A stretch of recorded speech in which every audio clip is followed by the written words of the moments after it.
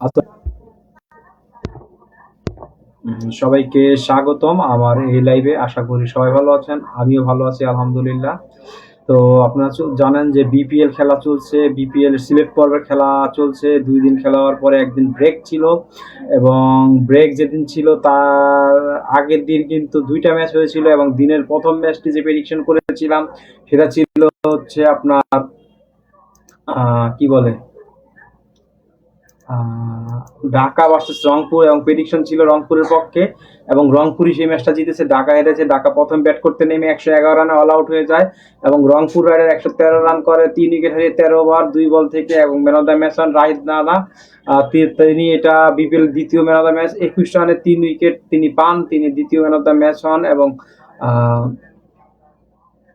রংপুরের পক্ষে সর্বোচ্চ রান করে অ্যালেক্স হেল 44, এবং জেসন রয় দলে যোগদান করেছিল, কিন্তু আসলে সেভাবে কার্যকরী হয়নি। ঢাকার সেই চেঞ্জগুলো 6টা পরিবর্তন ছিল।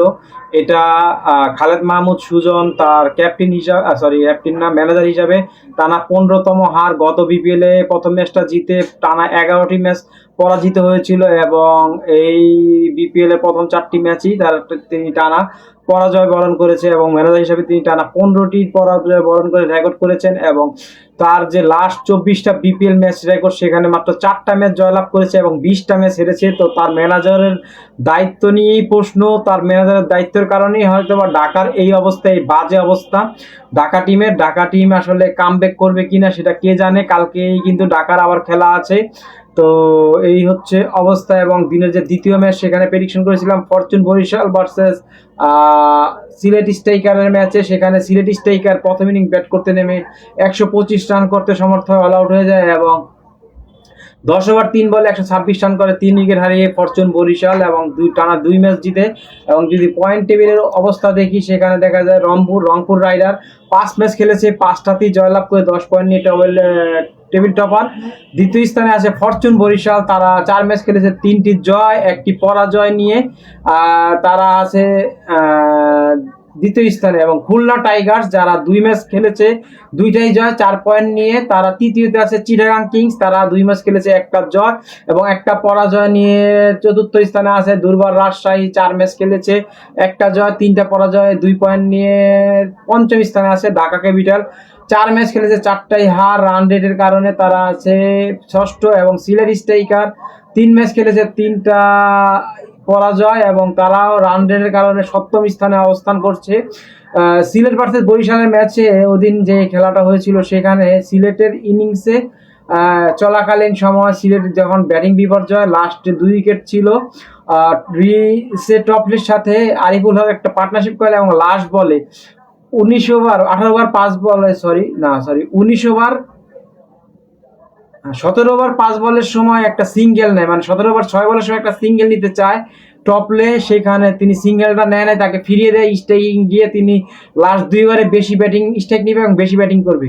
তো তখন একটা কথা বলেছিলাম আমি, যেটা হয় বাংলাদেশ টিমের ক্ষেত্রে আমি দেখেছি, যে যখন সিঙ্গেল না নিয়ে দলের প্লেয়ারকে ফিরিয়ে দেয়, তার পরের ওভারের পরের 2 বলে যে প্রথম 2 উইকেট করবে না, তার কোনো গ্যারান্টি নেই। তো যেই কথা বলেছি সেই কাজই হয়েছে। পরের ওভার 18.2 ওভারে তিনি আরিফুল হকও আউট হয়েছে, এবং পরবর্তীতে যে আলামিন হোসেন ব্যাটিংয়ে নেমেছিলেন, তিনিও প্রথম বলে আউট হয়ে যান, এবং ফাইম আশরাফ উইকেট 2টা পায় পরপর। তো এই ছিল অবস্থা। রিশাদ হোসেনও কিন্তু ভালো বোলিং করে, রিশাদও 3টি উইকেট পায়। রিশাদ বল করে কত 4 ওভার 15 রান দিয়ে 3টি উইকেট পায়। জাহানদাদ খান 3 ওভার 18 রান দিয়ে 3 উইকেট পায়। এছাড়া ফাইম আশরাফ 3 ওভার 2 বলে 23 রান দিয়ে 2টি উইকেট পায়।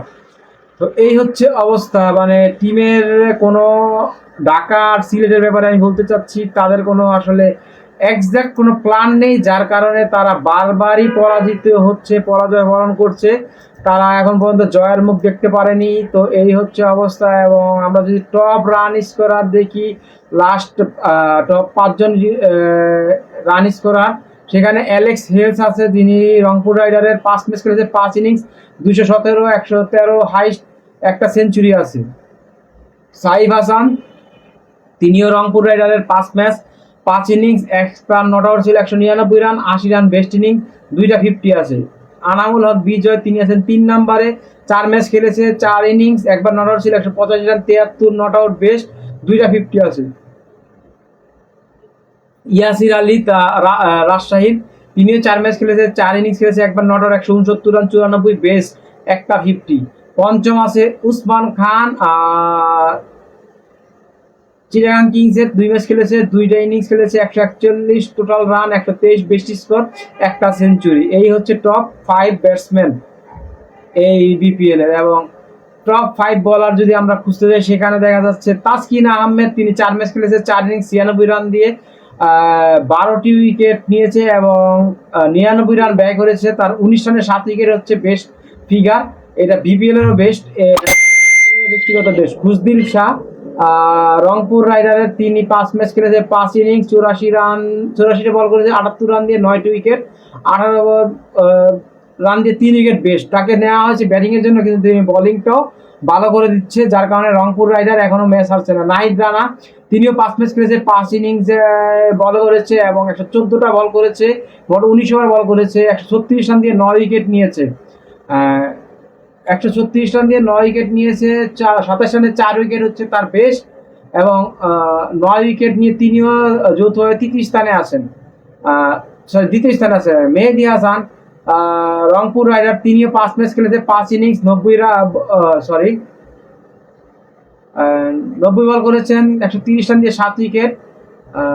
তানজিম হাসান সাকিব, সিলেট স্ট্রাইকার, তিনি 3 ম্যাচ খেলেছেন, 3 ইনিংস বল করেছেন, 69 বল করে তিনি 87 রান দিয়ে 6 উইকেট নিয়েছেন। এই হচ্ছে টপ 5 ব্যাটিং এবং বোলিং। আগামীকাল কিন্তু 2টা ম্যাচ আছে, আপনারা হয়তো জানেন ইতিমধ্যে, তারপরেও আমার ভিডিওর মাধ্যমে আপনাদের জানানোর চেষ্টা করছি। আগামীকাল দিনের প্রথম খেলাটা হবে fortune Barishal versus Rangpur rider, table topper দুইটা, 1 ও 2 এর মধ্যে খেলা।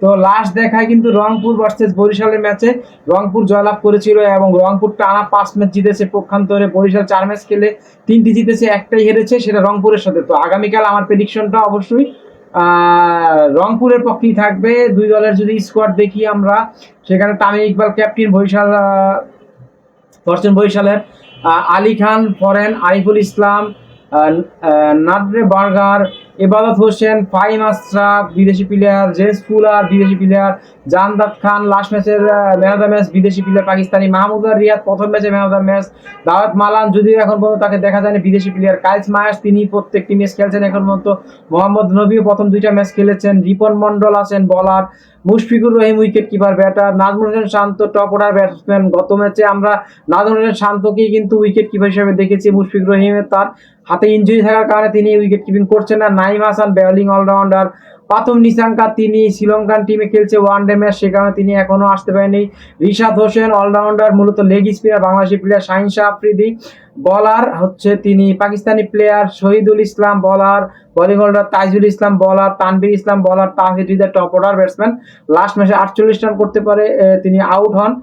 নুরুল হাসান সোহান পক্ষান্তরে রংপুর রাইডারের নুরুল হাসান সোহান ক্যাপ্টেন, আকিব জাভেদ বিদেশি প্লেয়ার, কার্টিস ক্যাম্পার বিদেশি প্লেয়ার, এম গাজনাফার আফগানিস্তানের বলার, অ্যালেক্স হেলস ওপেনিং ব্যাটার, তিনি সর্বোচ্চ run taker. Iftikhar Ahmed Pakistani middle order batter, Irfan Shukur batter, Kamrul Islam Rabbi bowler, Khushdil Shah middle order batter, Mehedi Hasan allrounder, Mohammad Saifuddin bowling allrounder, Nahid Rana bowler, তিনিও টপ 2-তে আছেন, বোলিংয়ে 9 উইকেট পেয়েছেন। সৌরভ নেত্রাভালকার তিনি বিদেশি প্লেয়ার, রাকিবুল হাসান বলার, রেজাউর রহমান রাজা, সাইফ আল হাসান অলরাউন্ডার।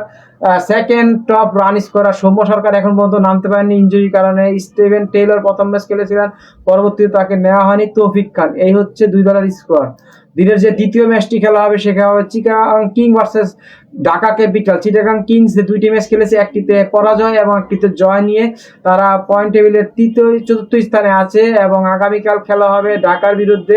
চট্টগ্রাম কিংকে আমি স্পষ্ট ফেভারিট ধরছি এবং ঢাকা ক্যাপিটালস পরাজিত হবে এবং চট্টগ্রাম কিংস জয়লাভ করবে। তো যদি আমি তাদের স্কোয়াড দেখি, সেই স্কোয়াডে কারা কারা আছেন, সাকিব আল হাসানের নাম দেখাচ্ছে চট্টগ্রাম কিংস, যদিও তিনি খেলতে পারছেন না, নিষেধাজ্ঞা আছে বাংলাদেশে আসার। আলিস ইসলাম, মঈন আলী বিদেশি প্লেয়ার, তিনি এখনো আসেননি। গ্রাম ক্লার্ক বিদেশি প্লেয়ার, বিনুরা ফার্নান্ডো বিদেশি প্লেয়ার, হায়দার আলী বিদেশি player, Khaled Ahmed bowler, Marshall Ayub top order batter, Maruf Mridha bowler, Angelo Mathews allrounder, Mohammad Mithun wicket keeper batsman এবং দলীয় অধিনায়ক Mohammad Wasim bowler, Naim Islam allrounder, Tom O'Connell bowler Parvez Hossain Emon, wicket keeper batsman Rahatul Ferdous allrounder, Shamim Hossain allrounder, Sheikh Parvez Jibon bowler, Shoriful Islam bowler, Usman Khan top order batter. Dhaka ক্যাপিটালে আছে মুস্তাফিজুর রহমান বলার, আবু জায়েদ বলার, আলাউদ্দিন বাবু বোলিং অলরাউন্ডার, আমির হামজা বিদেশি player bowling allrounder, Asif Hasan bowler, Johnson Charles batsman wicket keeper batsman, Chaturanga de Silva allrounder, Steven স্কেনেজি তিনি মিডল অর্ডার ব্যাটসম্যান ও বিদেশি player, Farmanullah, Habibur Rahman Sohan, Liton Das, Mir Hamza বিদেশি প্লেয়ার বলার, মুকিদুল ইসলাম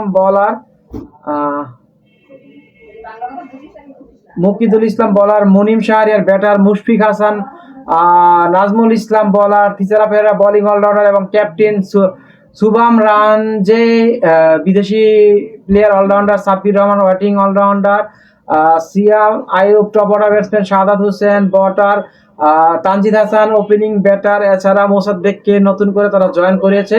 তো যাই হোক, জেসন রয়ও কিন্তু তাদের দলে আছে। তো 2-3 জন নতুন প্লেয়ার জয়েন করিও কিন্তু ঢাকা শেষ রেখা হচ্ছে না। তো দেখা যাক, আগামীকাল 6:30টায় তাদের ম্যাচ ঢাকা ভার্সেস চট্টগ্রাম টি স্পোর্টসে খেলা দেখাবে। তো আমার প্রেডিকশন চট্টগ্রাম ম্যাচটি জিতবে এবং দিনের প্রথম ম্যাচ যেটা সেটা হচ্ছে কি বলে রংপুর ভার্সেস বরিশাল, এবং সেখানে রংপুরই জয়লাভ করে টানা 6 ম্যাচ জিতবে। তো দেখা যাক আগামীকাল আমার প্রেডিকশনটা কেমন হয়।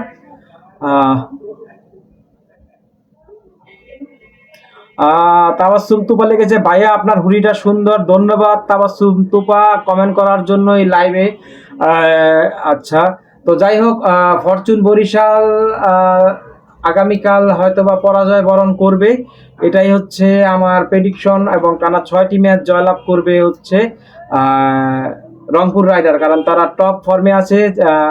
গ্লোবাল যে লিগ টি20 লিগ সেখানেও কিন্তু তারা খুব ভালো করছে। তো সবাইকে ধন্যবাদ ভিডিওটি এতক্ষণ দেখার জন্য। আসসালামু আলাইকুম।